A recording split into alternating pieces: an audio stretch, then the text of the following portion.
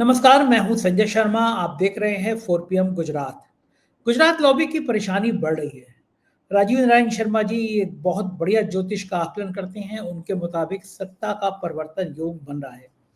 कैसे बनेगा, क्या बनेगा, ये आने वाला समय बताएगा। मोहन भागवत ने कहा भी अगला प्रधानमंत्री कौन होगा ये भाजपा मोदी तय करेंगे, यानी अगले प्रधानमंत्री को लेकर देश में चर्चा शुरू हो गई है। राजीव जी ने अपनी भविष्यवाणी में कहा है कि सत्ता परिवर्तन का योग है। अमित शाह अस्वस्थ हैं, उनकी बीमारी किस गिरह के कारण है और उनके जीवन का भविष्य का क्या होगा ये भी इस भविष्यवाणी में है। और राहुल गांधी के ऊपर पूरे देश की निगाह है। नेशनल हेराल्ड केस पे फैसला आने वाला है, क्या उन्हें सजा होगी या बरी होंगे, ये राजीव नारायण जी ने बताया है। तो दिल थाम के 4 PM गुजरात को ज्वाइन और सब्सक्राइब करके चलते हैं राजीव नारायण जी के पास, सुनते हैं क्या कहा उन्होंने। 4 PM न्यूज नेटवर्क में बहुत बहुत स्वागत है राजीव नारायण जी आपका। पूरे देश को इंतजार है कि अब राहुल गांधी सोनिया गांधी का क्या होगा। नेशनल हेराल्ड केस में जितनी दुश्मनी निकाल सकती थी मोदी सरकार उतनी निकाली। सोनिया गांधी 80 साल की हो गई, लेकिन उन पर FIR नोटिस। एक इतनी उम्र की महिला जिसने वो पति की मौत के बाद आराम से इटली वापस जा सकती थी, लेकिन वो यहाँ रही, देश के लिए कुर्बानी दी उन्होंने। एक बार ऐसा था मौका कि वो प्रधानमंत्री बन सकती थी, लेकिन तब भी उन्होंने स्वीकार नहीं किया, आराम से काम करती रही पार्टी के लिए, उसको उनको परेशान करना। और अब राहुल गांधी का फैसला आने वाला है नेशनल हेराल्ड कोर्ट में, और अगर सजा होती है तो ये राहुल गांधी की राजनीति के लिए बहुत बड़ा झटका होगा। तो आपने राहुल गांधी की कई बार जन्म पत्री डिस्कस किए हैं, उनके सितारों के बारे में, उनके ग्रहों के बारे में डिस्कस किया। तो आज पूरे देश के, पूरी दुनिया के लोग जानना चाहते हैं कि राहुल गांधी की जन्म पत्री का कौन सा ग्रह है, कौन सा नक्षत्र है, कौन से सितारे हैं जो उनको बचा सकते हैं या उनको जेल भिजवा सकते हैं। राहुल गांधी की राजनीति में भविष्य में क्या योग है, राहुल गांधी का सितारा उदय होगा या नहीं होगा, किस पद तक जा सकते हैं, क्या देश के प्रधानमंत्री बन सकते हैं, क्या होगा राहुल गांधी का, इस पे मुझे जरा विस्तार से बताइए। दर्शकों ने कई बार मुझे मेल किया है, मैसेज किया है। एक मोहतरमा लगातार चिंतित हैं, वो आपको भी मैसेज किया था उन्होंने कि राहुल गांधी का जरूर बताइए। तो मैं जानना चाहता हूं कि प्लीज बताइए कि राहुल गांधी के भविष्य क्या होने वाला है। देखिए संजय जी, बहुत अच्छा प्रश्न है आपका। और सबसे पहले मैं बताना चाहता हूं कि जो राहुल गांधी की जो सोशल मीडिया में जो हमारे जो प्रोपेगेंडा के तहत जो है बीजेपी के कुछ जोशी काम करते हैं, वो गलत हॉरोस्कोप डिस्कस करते हैं। मेरे पास एक्यूरेट हॉरोस्कोप है, तो क्योंकि वो माधवन जी जो सोनिया गांधी के पीए होते थे, उन्होंने मेरे को ये सब डिटेल दी थी। तो राहुल गांधी की ये बर्थ हॉरोस्कोप है, आप लोगों के पास है और उसको दिखाइएगा। तो मैं आपको सबसे पहले ये बताना चाह रहा हूं कि राहुल गांधी के बारे में ये बताना है कि भाई इनकी फैमिली के बारे में भी तो हमें थोड़ा सा जानना चाहिए। जैसे अभी आपने बहुत सारी बातें बताई हैं कि किस तरह से सोनिया गांधी जा सकती थी विदेश अपने बच्चों को लेकर के, और उन्होंने जो विलिंग नहीं थी राजीव गांधी के राजनीति में आने के लिए, लेकिन उस सब चीजों के बावजूद उन्होंने इस देश को अपनाया और इस देश को अपनाने के बाद में अपने बच्चों को भी देश की सेवा करने के लिए भेजा। तो मेरे पास एक राइट अप है, जरूर शेयर कीजिए। आज नेहरू परिवार से जुड़ा हुआ कुछ मैं चीजें शेयर भी करना चाहता हूँ और राहुल गांधी की इसी सीक्वेंस में आए। नेहरू परिवार मूल रूप से संजय जी कश्मीरी कौल पंडित हैं, ब्राह्मण्स हैं। उस समय कौल ब्राह्मण, उस जमाने में कौल ब्राह्मण शुरू से ही हमारे देश में बहुत बुद्धिमान और अच्छी एडमिनिस्ट्रेटिव स्किल वाले माने जाते हैं। नजर प्रशासनिक इनको ज्ञान बहुत अच्छा खासा होता है। जवाहरलाल नेहरू के परदादा राज कौल लगभग 1700 के आसपास, 1700 ईस्वी के आसपास कश्मीर से दिल्ली आए थे। ये 1716 ईस्वी में मुगल सम्राट फर्रुखसियर के दरबार में संस्कृत और फारसी के विद्वान के रूप में एक बड़ी पोजीशन पर नियुक्त किए गए थे। संस्कृत और फारसी के राजकौल जी, ठीक है, नेहरू जी के परदादा। और उन्हें दिल्ली में यमुना नहर में रहने के कारण इस परिवार का सरनेम पहले कौल से कौल नेहरू हुआ, फिर बाद में सिर्फ नेहरू पड़ गया। मतलब दिल्ली में जो उनको हवेली दी गई थी मुगल बादशाह ने नहर के किनारे, उसकी वजह से इनका नाम नेहरू पड़ा। 18वीं शताब्दी के आसपास ये लगभग प्रॉपर्टी खत्म हो गई थी। जवाहरलाल नेहरू के पिता मोतीलाल नेहरू ने अपनी कमाई से आनंद भवन इलाहाबाद जैसी संपत्ति बनाई, जिसे उन्होंने 1930 में स्वराज भवन के रूप में कांग्रेस को दान कर दिया। और 1970 में इंदिरा गांधी ने इसे देश को सौंप दिया। मतलब वो पूरी की पूरी प्रॉपर्टी देश को दान कर दी। क्योंकि इसलिए बता रहा हूँ कि किस तरह का फर्जी केस इस परिवार के ऊपर लगाया। तो मुझे दर्शकों को थोड़ा सा फैक्ट्स बताने के, बहुत सारे लोग नहीं पढ़ते हैं, मैं थोड़ा सा पढ़ा, मैंने नेहरू डायनेस्टी की किताब भी आप लोगों को दिखाई। 1946 में संजय जी जब इंटरिम गवर्नमेंट बनी थी भारत की आजादी से पहले, तब जवाहरलाल नेहरू ने अपनी सभी संपत्ति, उसमें जो उनके पास जो थी वो किताबों की रॉयल्टी वगैरह थी, लगभग 196 करोड़। संजय जी खुद सोचिए, दर्शक अंदाज लगा लें कि 196 करोड़ 1946 में, और आज के कितने हजारों करोड़ के बराबर होंगे आज के मूल्य में। 196 करोड़ की राष्ट्र के निर्माण के लिए दान कर दी थी। इंदिरा गांधी ने 1962 के युद्ध के समय अपने जेवरात भी दान किए थे। ये सारे references and autobiography 1936 Jawaharlal Nehru की, उसके रेफरेंस से बता रहा हूं। Nehru Gandhi family page Wikipedia, Hindustan Times में एक आर्टिकल आया था, truth about Nehru, why conspiracy theorist are wrong about him, 2015 में, जो लोग इसके इनके बारे में भ्रम फैलाते हैं। और कांग्रेस संदेश पर भी नेहरू के दान का विवरण है। और साथ में आपको संजय जी थोड़ा सा ब्रीफ करता हूं, आगे फिर उस पर बताऊं कि जो नेशनल हेराल्ड है, नेशनल हेराल्ड बेसिकली आपका जो है एजीएल इसका ओनर है, और यंग इंडिया बाद में एक कंपनी बनी थी, उसका थोड़ा सा ब्रीफ करते हैं, जिसका मैटर आपका 16 दिसंबर को जजमेंट आने वाला है। As the newspaper National Herald did not succeed commercially, following which Congress party gave it loan from time to time, उसको फंडिंग करती रही Congress, which ballooned to 90 crore, total 90 crore हो गया। AGL was the owner of paper. To revive AGL as a debt-free company, the loan was transferred to a new company called Young India, and the entire debt was turned into equity. Rahul Gandhi और सोनिया गांधी के पास major equity है उसकी 70% से, लेकिन इस company का कोई transaction नहीं होता, ये केवल एक आइडेंटिटी बुक्स को क्लियर करने के लिए बनाई गई थी। Young India was created as a not for profit charitable company under section 8, charitable company है under section 8, which does not pay any dividend and which does not indulge in any economic activity like sale or purchase of property. The only crime is that 2% with a criminal mindset are running a fake narrative because they have failed on every front: economy, employment, महंगाई, diplomacy, and make in India also failed. So fake in India has been crafted to run the fake narrative. तो ये सारी कहानी थी, और there is no crime under any law. PMLA Companies Act जो है, कांग्रेस ने क्वेश्चन भी किया, how can there be money laundering case when there is no transfer of money or property and there is no money trail. तो राहुल गांधी के ऊपर जो है, एक्चुअली उनकी, राहुल गांधी की जो इस समय दशा चल रही है, पहले जब ये केसेस हुए थे तो राहु उनके 6वें घर में था, आज उनके 5वें घर में है, जो जन्म का राहु है। राहुल गांधी का दर्शकों, मैंने आपको हमेशा प्रोग्राम में डिस्कस किया है कि 19 जून 1970 को जन्म हुआ था, तुला लग्न की हॉरोस्कोप है, और धनु राशि है इनकी, चंद्रमा मतलब धनु में, केतु का मूल नक्षत्र में पैदा हुआ। केतु इनके एम्बिशन और अचीवमेंट के हाउस में है।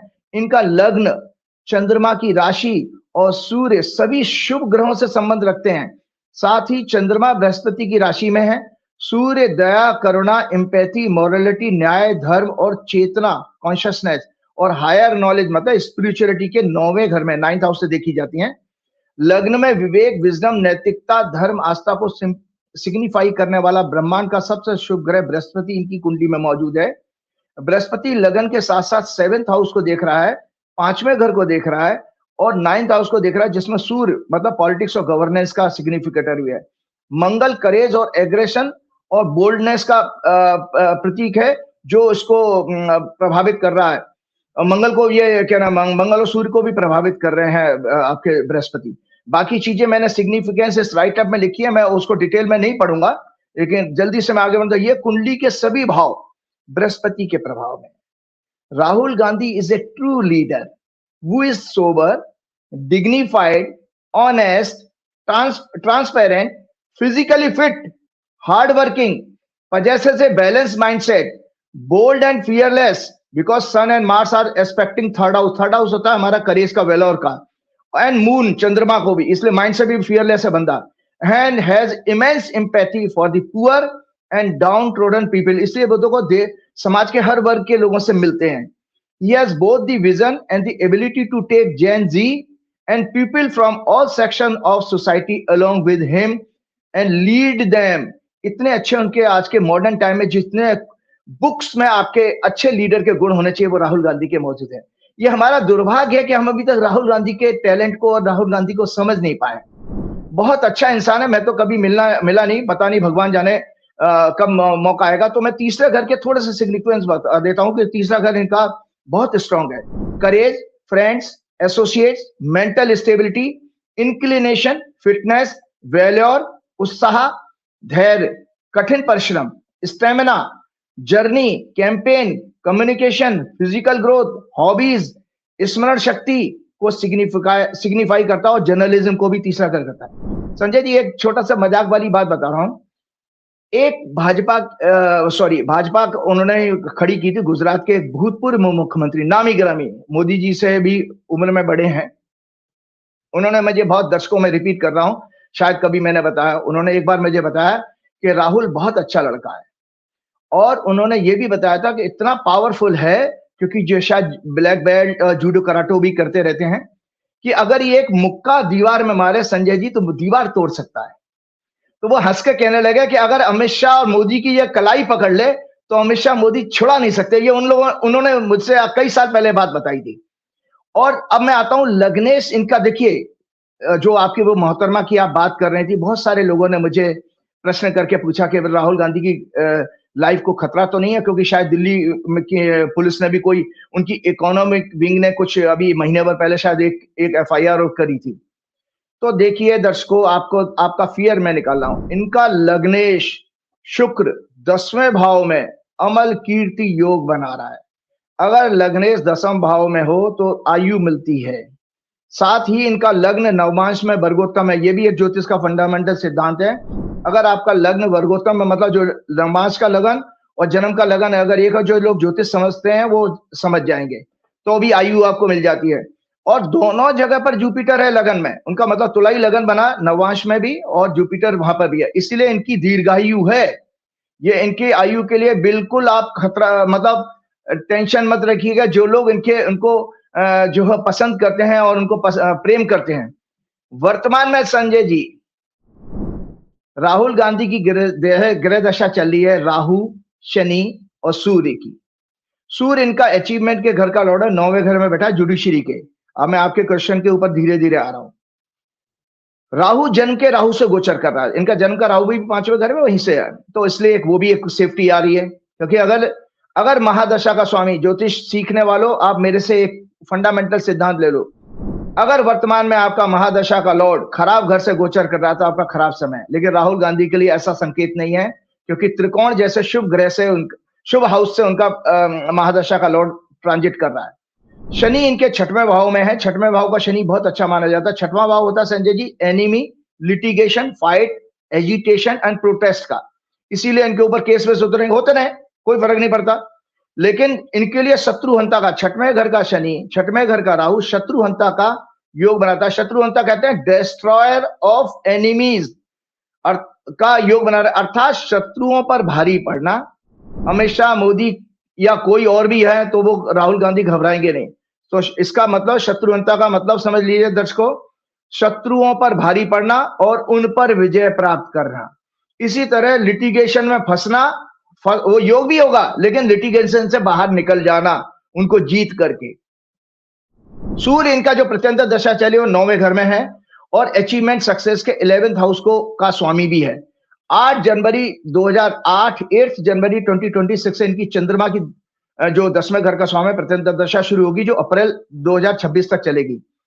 वर्तमान में नहीं संजय जी, वर्तमान में देश में नहीं, पूरे विश्व में इनकी फिलोसफिकल, पॉलिटिकल, डिप्लोमेटिक अंडरस्टैंडिंग की प्रशंसा होगी, जिससे इन्हें यश प्राप्त होगा, इनका प्रताप बढ़ेगा। जो आप आगे का समय पूछ रहे थे क्या भविष्य है, इनको यश प्राप्त होगा, प्रताप बढ़ेगा। वर्ल्ड लीडर्स और देश की जनता इन्हें नरेंद्र मोदी से ज्यादा सीरियसली, गंभीरता से लेगी और विश्वास करेगी, ट्रस्ट करेगी। अब 16 दिसंबर को बता देता हूं। 16 दिसंबर को दर्शकों Rouse Avenue court money laundering से जुड़े एक मैटर का जजमेंट सुनाने जा रहा है। उस दिन ट्रांजिटिक चंद्रमा, हम जब देखते हैं ज्योतिष में हमारा उस दिन कैसा निकलेगा, क्या होगा हमारे साथ, और बहुत सारे लिटिगेशन के मामलों में मैंने भविष्यवाणियां दी भी हैं। और आपको तो पता ही है, जब राहुल गांधी को जेल हो सकती थी, जब वो आपका मोदी के उसके ऊपर टाइटल के ऊपर डिफेमेशन केस जो इलाहाबाद गुजरात हाई कोर्ट ने भी इनको जो है अपराधी ठहराया था, तो सुप्रीम कोर्ट में बेल मैंने ही दिया था और 24 घंटे से कम समय में कहा था। तो आज दर्शकों, उस दिन गोचर का चंद्रमा राहुल गांधी की कुंडली में जन्म की पोजीशन से 11th हाउस की सीक्वेंस बना रहा है, मतलब अचीवमेंट की बना रहा है। बृहस्पति उसको देख रहे हैं। साथ ही इनकी प्रत्यंतर दशा का स्वामी धनु राशि में प्रवेश कर चुका है। 16 तारीख को सूर्य भी राशि बदल रहा है और वो भी बृहस्पति से दृष्ट होगा। बृहस्पति महादशा के स्वामी राहु को भी देख रहे हैं जन्म इस समय ट्रांजिट में। अतः 16 दिसंबर को संजय जी किसी भी तरह का इनको डिसअपॉइंट करने वाला, निराशा वाला दिन नहीं होने वाला है। सो ये मैंने पूरे राहुल गांधी के 16 दिसंबर की बात और भविष्य भी आपको बता दिया। साथ में आपको एक चीज और बताने जा रहा हूं कि जो कुछ आंदोलन के ग्रह योग बन रहे हैं भारत की कुंडली में, एक जल्दी से मैं एक सूर्य की संक्रांति और शेयर करता हूं। राहुल गांधी के प्रश्न का जवाब तो मैंने दे दिया। ये हाथ से बनाई है कुंडली संजय जी, ये हाथ से बनाई हुई कुंडली है। धनु संक्रांति मतलब सूर्य जब धनु राशि में प्रवेश करता है तो वो धनु संक्रांति कहलाती है। जब मकर राशि में प्रवेश करता है तो मकर संक्रांति कहलाती है, जो अगले महीने आएगी 14 जनवरी के बाद।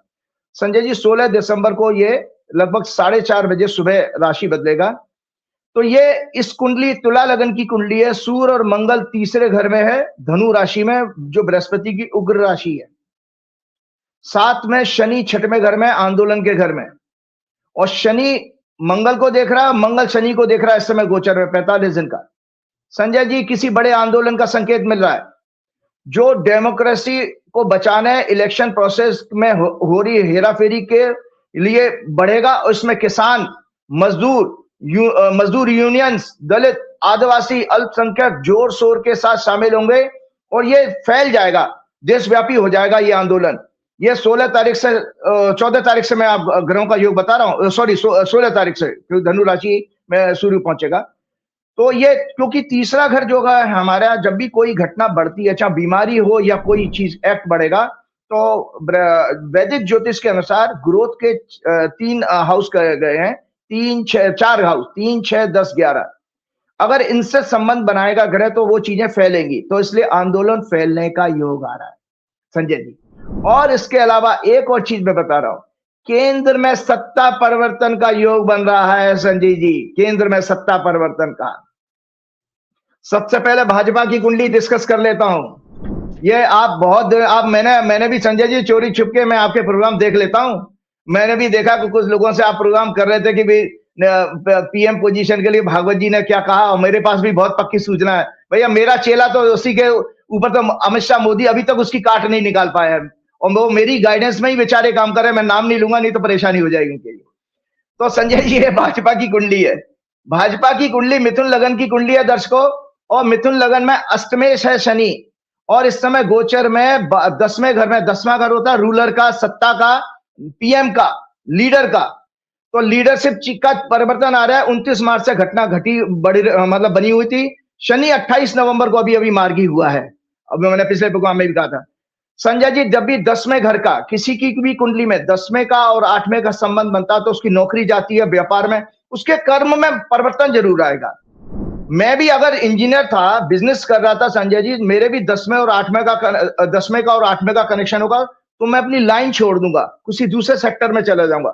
ये होता है ना परिवर्तन, आपकी वर्क में, कार्यशैली में परिवर्तन क्यों आता है? वो 8-10 का कनेक्शन है। तो बीजेपी की कुंडली में दर्शकों, चूंकि बीजेपी की कुंडली में 8वें भाव का स्वामी शनि 10वें भाव से गोचर कर रहा है, और गोचर में 6 लॉर्ड मंगल इसको चौथी दृष्टि से देख रहा है, और शनि मंगल को देख रहा है। जो 7 दिसंबर को धनु राशि में मंगल आया तो उनका चौथा घर बनता है बीजेपी का।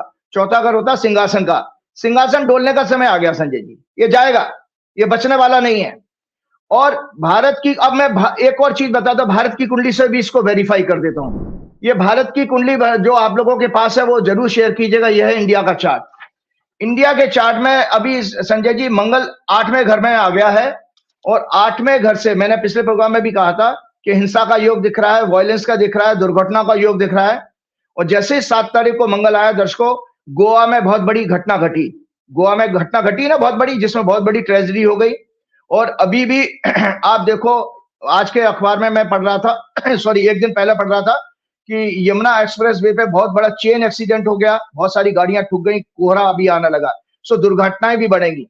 तो भारत की कुंडली में मंगल के 4 गोचर, दर्शकों आज याद रखो, 4 ट्रांजिट, मंगल 45 दिन एक राशि में रहता संजय जी, 45 into 4 जोड़ लीजिएगा, 180 दिन हो जाते हैं। 180 दिन का मतलब कितना होगा, 6 महीने।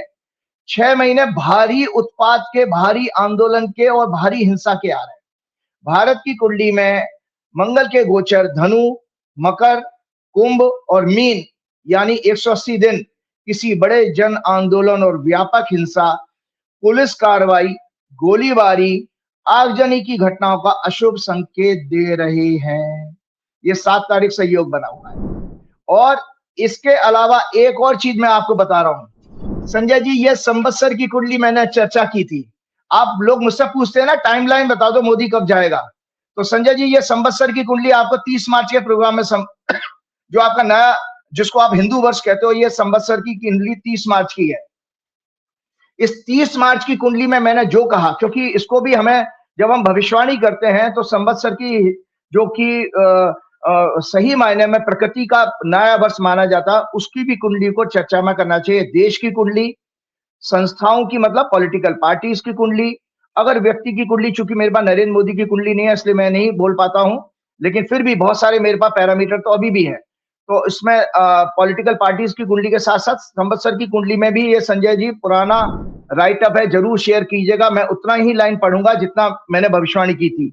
मैंने कहा था इस संवत्सर में सेक्स क्राइम बढ़ेंगे, सेक्स स्कैंडल्स की प्रोमिनेंट पीपल, पॉलिटिशियंस में be expose, media, entertainment, internet, social media में भी कई स्कैंडल्स एक्सपोज होंगे। और साथ में मैंने ये भी कहा था कई देशों में सत्ता परिवर्तन होगा, कई देशों के प्रोमिनेंट पीपल, पॉलिटिशियंस अपना देश छोड़कर दूसरे देश में जाकर छिपेंगे, उनके ऊपर उनके देशों में मुकदमे यानी लिटिगेशंस भी होंगे और युद्ध जैसे हालात बनेंगे। तो दर्शकों आज मैंने सिंप्लीफाई किया, भाजपा की कुंडली से देख लिया और संवत्सर की कुंडली से देख लिया और आपके साथ में इंडिया के चार्ट से देखा। तो जो मार्च तक का पीरियड है, क्योंकि संवत्सर शुरू हुआ था 29 मार्च 2025 को, तो 28 मार्च 2026 तक का पीरियड नरेंद्र मोदी के लिए अत्यंत अत्यंत कष्टकारी है। ये नरेंद्र मोदी का इस 28 मार्च, संजय जी सुन लीजिए, 28 मार्च 2026 तक का पीरियड, फ्रॉम किस दिन से, 7 दिसंबर 2025 से। यहां से जोड़ लीजिए, नरेंद्र मोदी जी के लिए नित्य प्रतिदिन कोई कष्ट आने वाले हैं।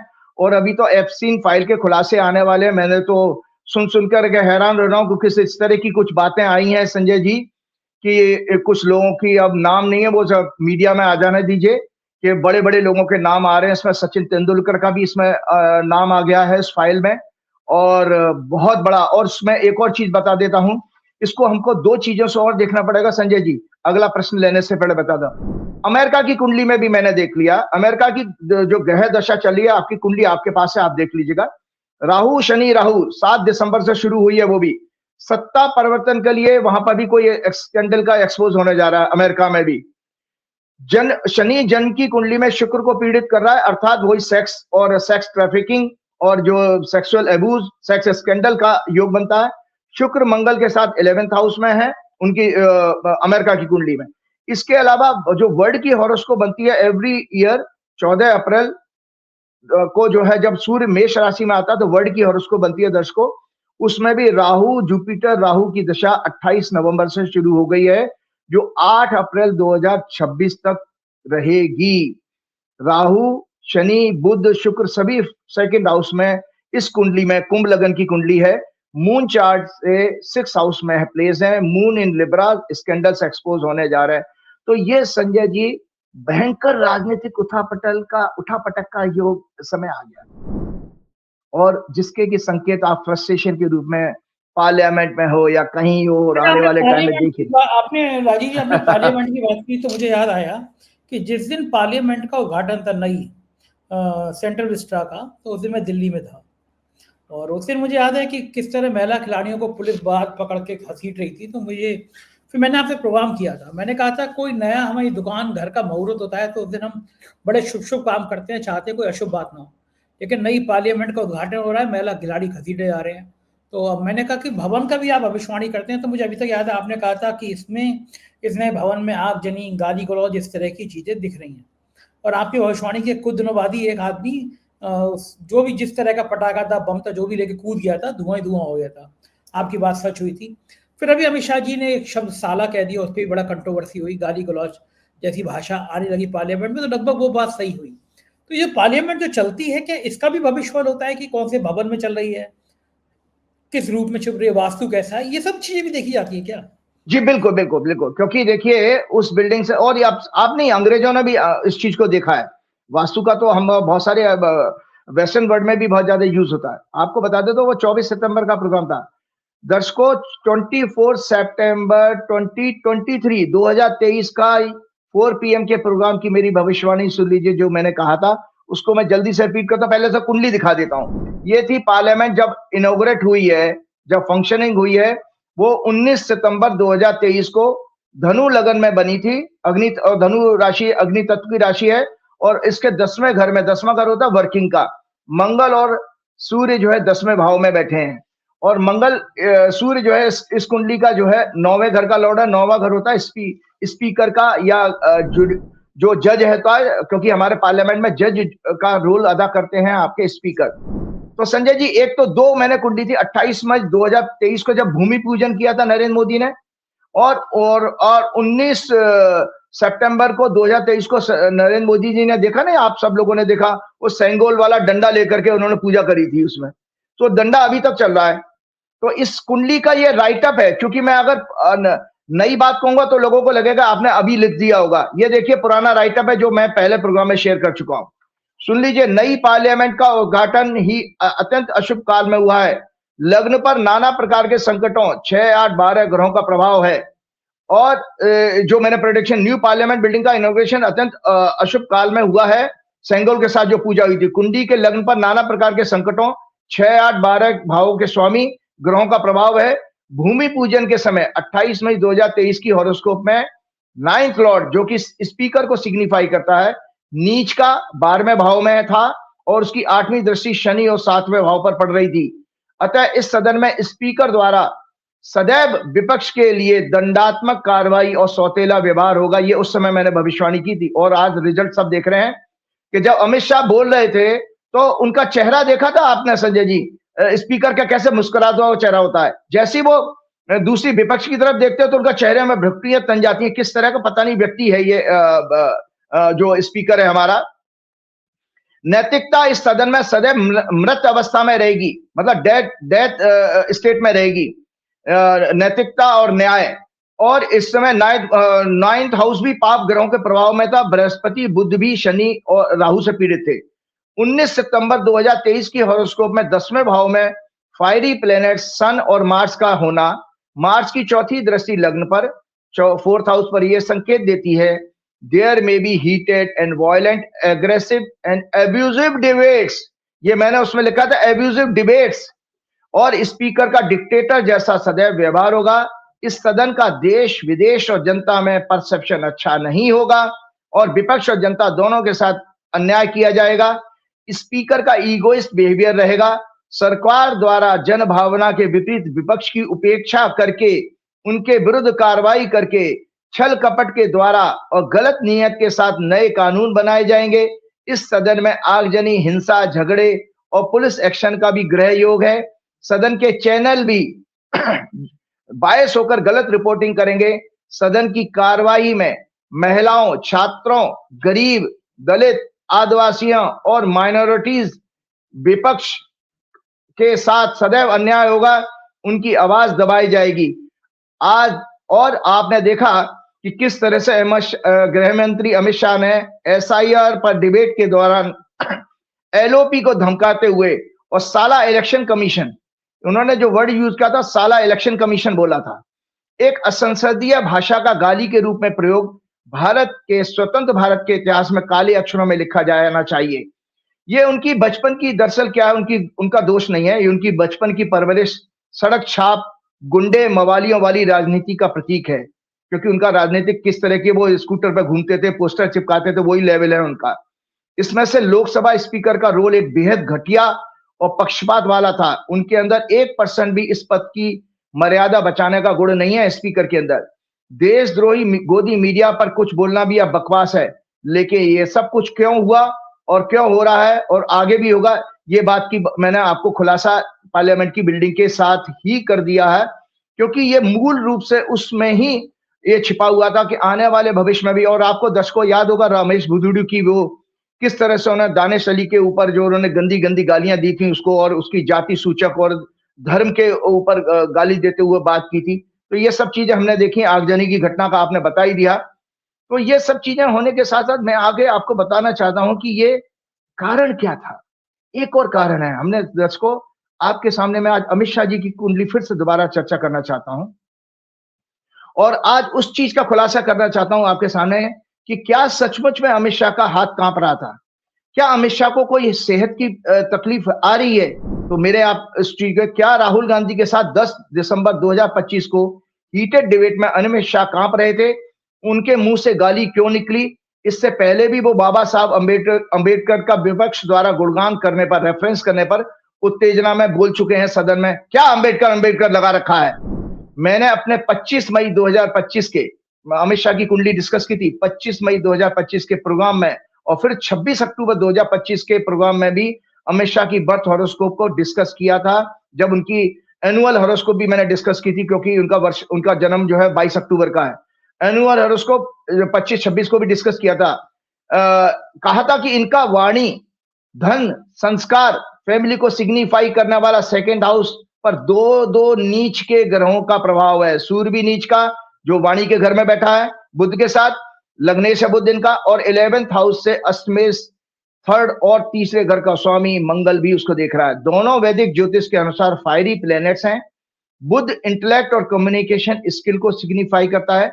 अतः इनकी हॉरोस्कोप में वाणी का दोष है, अर्थात शब्दों का सिलेक्शन, गाली देना, हेट स्पीच, वाणी के द्वारा परिवार, समाज और देश में द्वेष फैलाना, लोगों के बीच कटुता पैदा करने वाले, मनमुटाव कराकर झगड़े का दंगे कराने का ग्रह योग है।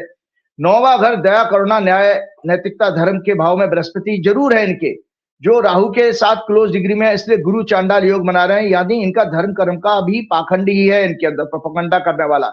लेकिन 9th लॉर्ड शुक्र अपमान के 12वें भाव में, 6वें घर लॉर्ड शनि से पीड़ित है, और शनि 6वें भाव में नीच के मंगल की 8वीं दृष्टि से पीड़ित है। इनकी कुंडली में बुद्धि और संतान भाव, इनका एक ही बच्चा है, याद रखिएगा, इनका एक ही बेटा है। तो संतान भाव और संतान भाव के स्वामी शनि दोनों पर नीच के मंगल की दृष्टि है, जो अच्छी नहीं है। इनकी कुंडली में बुद्धि और संतान भाव पर दोनों पर शनि, अष्टमेश शनि का के नीच के मंगल का प्रभाव है। इसलिए इनका केवल एक ही बच्चा है। स्टेट ऑफ माइंड का सिग्निफिकेटर चंद्रमा भी मंगल की राशि में है, 8वें भाव में, और शनि की तीसरी दृष्टि से पीड़ित हो रहा है। बुद्धि, भावनाओं के भाव और ग्रहों पर बुध, शनि, चंद्र, नीच के मंगल का प्रभाव, साथ ही आत्मा का कारक सूर्य भी नीच का है और उस पर नीच के मंगल का प्रभाव है, जो इनको अत्यंत कुटिल, छल कपट, क्रूर और क्रिमिनल माइंडसेट का संवेदनहीन व्यक्ति होने का ग्रह योग बना रहा है। इनका व्यक्तित्व इसी तरह का है। वैदिक ज्योतिष के अनुसार क्यूरेबल डिजीज 6वें घर से और अनक्यूरेबल डिजीज 8वें घर से देखी जाती है, जो लंबे समय क्रोनिक जिसको कहते हैं। 6th लॉर्ड, 64 नवांश लॉर्ड और 22nd दृष्टिकोण लॉर्ड शरीर में बीमारियां, एक्सीडेंट और डेथ के लिए कॉज तैयार करते हैं। बुध हमारे नर्वस सिस्टम को, मून रेस्पिरेटरी सिस्टम को, यूरिनरी ट्रैक को, Venus pancreas, endocrine system, sex organs, hormones, और शनि सेल्स को, और Mangal blood, bone marrow, accident, surgery, moon flow of blood, water content, sun bones and heart and total health, immunity को signify करता है। क्योंकि इनके लिए मैं आगे हेल्थ की परेशानी देख रहा हूं और ये बता रहा हूं कि ये वास्तव में कहां पर रहते, उसका मायने क्या है। इनकी कुंडली में मंगल 64 नवांशा लॉर्ड, जुपिटर 22nd दृष्टिकोण लॉर्ड है। इनकी वर्तमान ग्रह दशा जुपिटर, शनि और राहु की चल रही है। शनि 6 लॉर्ड है, जुपिटर इनका 22nd दृष्टिकोण लॉर्ड है।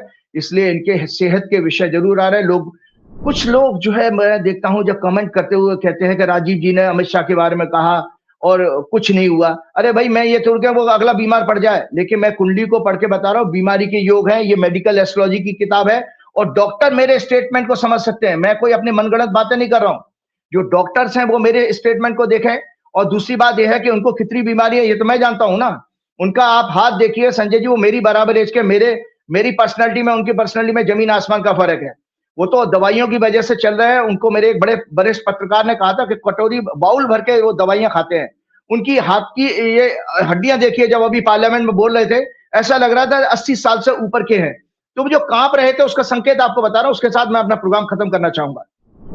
इनकी वर्तमान में ग्रहदशा जुपिटर शनि की चल रही है, 2 और राहु की, ये बहुत बड़ी बीमारी का संकेत दे रहे हैं। 10 दिसंबर 2025 को क्या हुआ था? क्या वास्तव में वो कांप रहे थे? जिसको कि एनडीटीवी ने छिपाने की कोशिश की कि उनको हाई फीवर था। हाई फीवर की वजह से भी लोग कांपते हैं, लेकिन नहीं।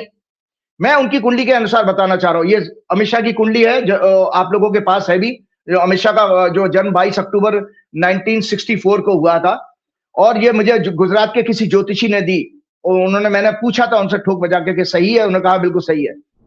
तो जुपिटर उस समय की ग्रह दशा थी। मैंने 5 स्टेज में दशाएं देखी जाती है संजय जी: महादशा, अंतरदशा, प्रत्यंतर दशा, सूक्ष्म दशा और प्राण दशा। मतलब जिस दिन पर्टिकुलर 10 दिसंबर को जब राहुल गांधी के साथ उनकी गर्मा गर्मी हुई है, उस दिन कौन सा ग्रह था, उसको प्राण दशा कहते हैं। तो वहां तक मैंने इसको एनालाइज करने की कोशिश की है कि एसआईआर डिबेट के दिन और उस समय चंद्रमा राहु केतु से पीड़ित था, उनके 12वें भाव में था। तो चंद्रमा का 12वें भाव में पीड़ित होना अच्छा संकेत नहीं दे रहा है।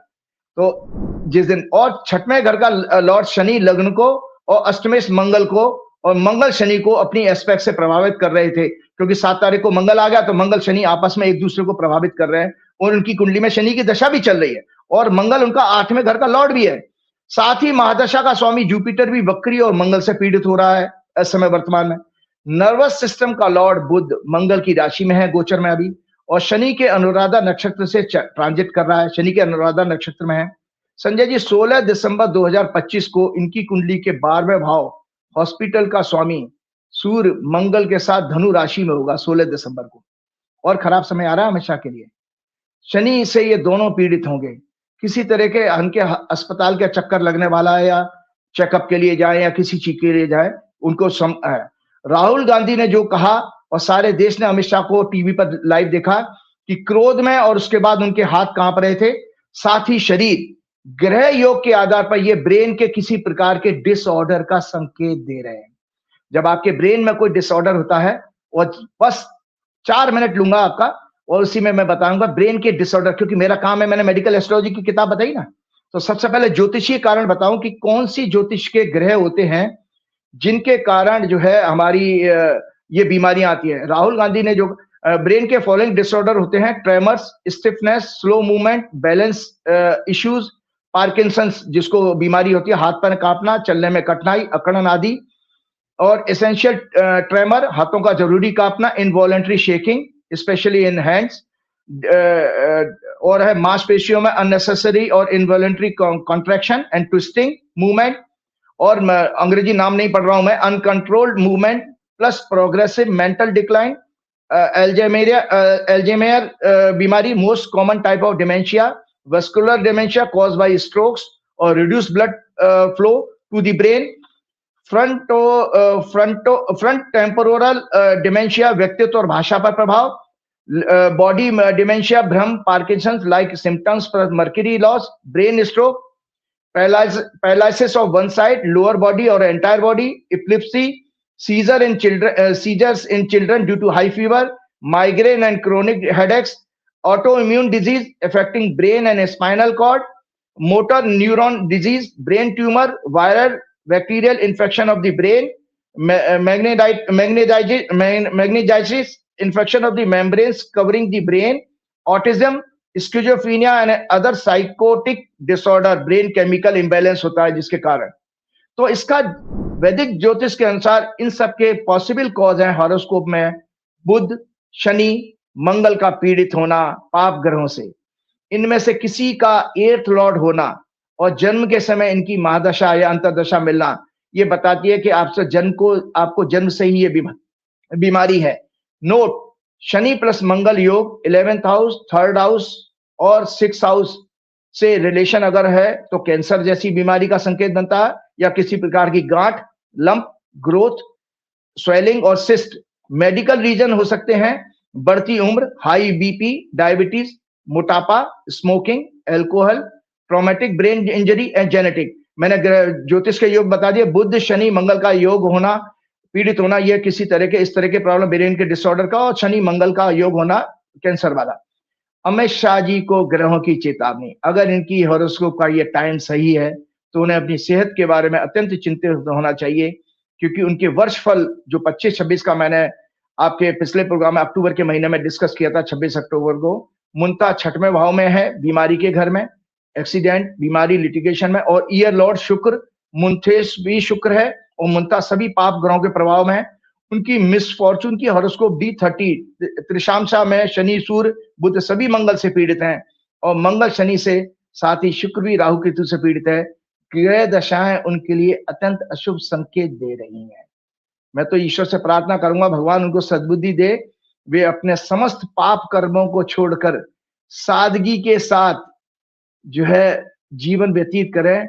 इसके साथ मैं अगले प्रोग्राम में लूंगा कि उन्होंने जो पार्लियामेंट में SIR की डिबेट पर जो झूठ बोला, वो अगले प्रोग्राम में कवर करूंगा।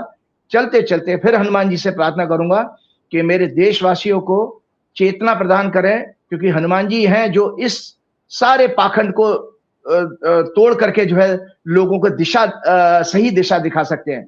श्री गुरु चरण सरोज रज निज मन मुकुर सुधार, वर्ण रघुवर बिमल जसु जो दायक फलचार, बुद्धिहीन तनु जान के सुमरो पवन कुमार, बल बुद्धि विद्या देव मोह हरऊ कलेश का। जय श्री राम, जय हनुमान। बहुत बहुत शुक्रिया राजीव जी। तो इसे राजीव नारायण जी, पूरी बातचीत आपने सुनी, कैसी लगी बातचीत बताइएगा जरूर। शुक्रिया, थैंक यू।